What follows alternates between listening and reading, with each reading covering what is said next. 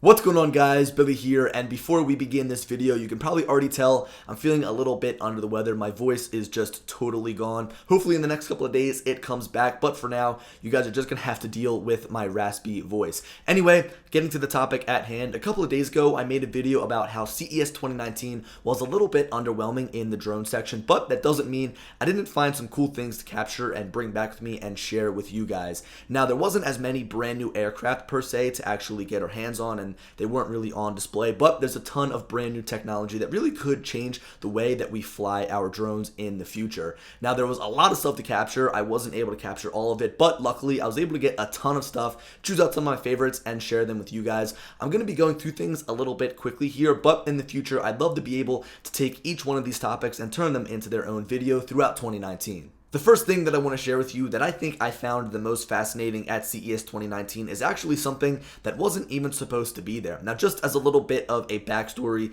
each of the drone manufacturers present at CES 2019 had their own little drone cage design so that they could test fly their drones and they could show other people how their drones operate without actually hurting somebody. So it's a safety precaution, and basically these three kids came up to DJI's booth and they said, "Hey, we want to show you something. Can we go inside of the drone cage and demonstrate it for you?" And they said yes. So one of the kids brought out a DJI Spark and a glove with some electronics mounted on the backside, and with this glove, he had total control of the drone by just moving his hand in different directions. I'm not talking about gesture control where you can move the drone in a circle around you. No, you could fly this thing forwards, backwards, and sideways at the maximum speed that the Spark allowed you to. It seemed like he had pretty good control over it, and I'm not exactly sure how it worked as it was still his prototype, but still, this is incredibly cool and is a great new way to fly. I could definitely see this being immensely helpful for those who have a disability. Another piece of drone technology that I found fascinating, in fact, probably the most unique on the entire show floor within the drone section, was this drone wireless charger. And I wrote about this a couple of months back when I was writing for Drone DJ, but nonetheless, it's incredibly fascinating. Basically, you take your drone and you fly it within this huge circle that they have built around their entire booth. And then once you've rigged up your drone, it will wirelessly charge your drone. And it charges pretty fast. It actually puts more power into the drone than the battery is draining. So I could see this being helpful for, say, long range flights where you're flying and flying and flying, as of course transmission signals get better and possibly visual line of sight is just pretty much a gone and away with.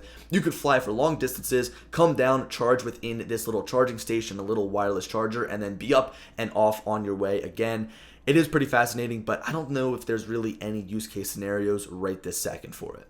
The next thing that stood out to me were the few commercial drones that they had on display. Remember, CES is the consumer electronics show, so most of the stuff on the show floor is geared towards everyday consumers and not, say, everyday professional. The three drones that really caught my eye, though, were these three massive aircraft featured at Stampede's booth, manufactured by Walkera. This drone here is the QL1200, the QL1200, and what caught my eye is the massive engine held underneath. It runs off of both gasoline and electric, so it's a hybrid power system, and it can stay in the air for 120 minutes, so 2 full hours. It can also lift a payload capacity of 3 kilograms, but I'm not sure if that is including the components underneath or not. Now, this drone has the ability to hold a few different camera payloads, each boasting their own special capability. One of them is a 30 times optical zoom lens that can shoot 4K video, another is a thermal camera, and the final one is an infrared camera, all of which will aid the QL1200 in what it is designed to do: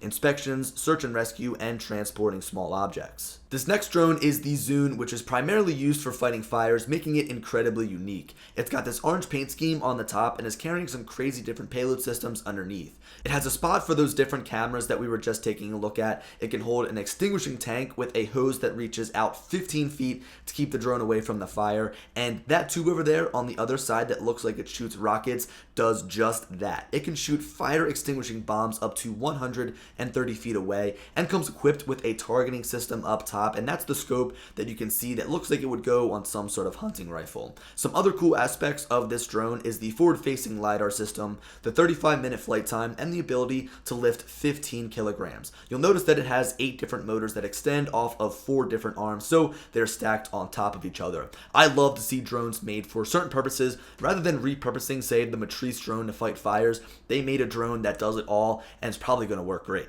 The final commercial drone that caught my eye was the Autel Dragonfish, which is different from the Kestrel aircraft that looks similar to this. It's not necessarily better, but it's definitely a smaller design, so it will fit a different demographic. Here are some of the specs as per the sheet that they were handing out, and just next to it is the specs of the Kestrel, which is a larger, higher endurance aircraft. The cool thing about both of these is that they are VTOLs, so they can take off and land vertically, and then they fly like a traditional fixed-wing aircraft. The one red flag that I see here is the design of this camera and gimbal underneath. It seems pretty small for a drone of this size and is not built into the aircraft itself like the Kestrel. Displayed alongside with the Dragonfish was also a few accessories like a base station for increased GPS accuracy and a large remote with a built-in screen like a tablet, both of which would be perfect to use on any commercial mission. At the Autel booth, they also featured some new accessories for the Evo like a multi-charger and a car charger, both of which I think should have come out alongside the Evo, but you know Autel's motto,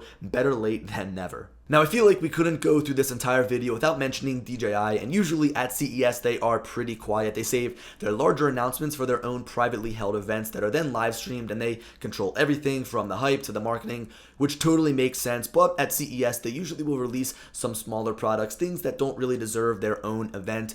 Last year, CES 2018, we saw the Ronin S and the Osmo Mobile 2. Again, two things that really they couldn't build an entire event around. And this year at CES 2019, we saw the brand new DJI Smart Controller that's able to be used with the Mavic 2 and operates over the OcuSync 2.0 transmission system. I already made a full video covering this remote if you want to go and check it out, so I won't sit here and go on and on and on about it, but I do have to say that it will be a great add-on to the Mavic 2. I wish they released it alongside the Mavic 2 line when they first launched, and I also wish the price was a little bit lower, but if you end up spending the $649 on this remote, you won't be disappointed. It screams quality in every single way. It's also incredibly efficient as the screen is built in and it saves you setup time, and the USB-C port makes charging on the go or even while flying very easy. So guys, that about wraps it up as far as things that I saw at CES that stood out to me. It wasn't everything that I saw that stood out to me. There was a lot of things that stood out to me, but in order to cover everything, I will need a team of like 10 different people. Now, if you guys stuck through this video the entire time, I really do thank you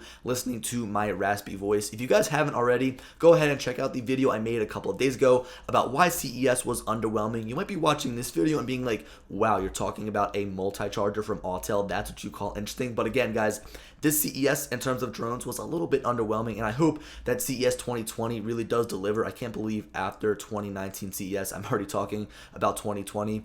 I think the reason I'm sick is because of CES. A lot of people touching the same thing, a lot of people in the same area. So I'm going to go get some rest. Be sure to like the video. Let me know down in the comments what you think of some of the things I went over in this video. And as always, I'll talk to you later. Peace.